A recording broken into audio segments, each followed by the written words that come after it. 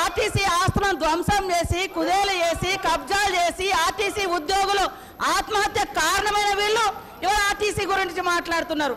అదే కాకుండా పేదవాళ్ళు ఎక్కేది ఆర్టీసీ బస్సులు. అలాంటి బస్సుల రేట్లు పెంచి ఇవాళ ఆడవాళ్ళు బస్సులలో వస్తే తట్టుకోలేకపోతున్నారు.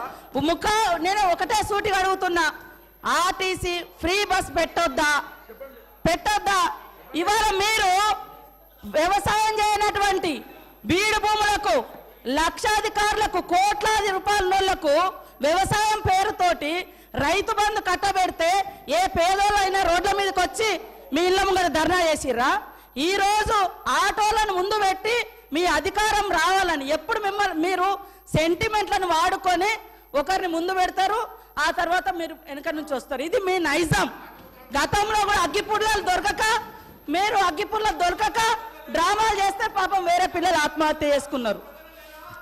అంటే చేయకూడదు అంటారు. మరి మీరు లక్షల రూపాయలు కోట్ల రూపాయలు ప్రజల మీద అందరి మీద పన్నులేసి ఆ వచ్చిన ధనము రైతు బంధుల పేరుతోటి ఏ పేద మహిళకు ఏ పేదోళ్లకు రూపాయి దక్కలేదు.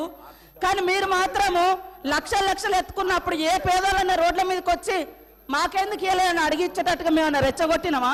ఇవాళ అక్క చెల్లెళ్ళు అడుగుతున్నారు, నెలకు 5-6 వేలు మాకు మిగులుతున్నాయి ఆర్టీసీ బస్ తోటి. అంటే వీళ్ళు ఎందుకు తట్టుకోలేకపోతున్నారో నేను అడుగుతున్నా.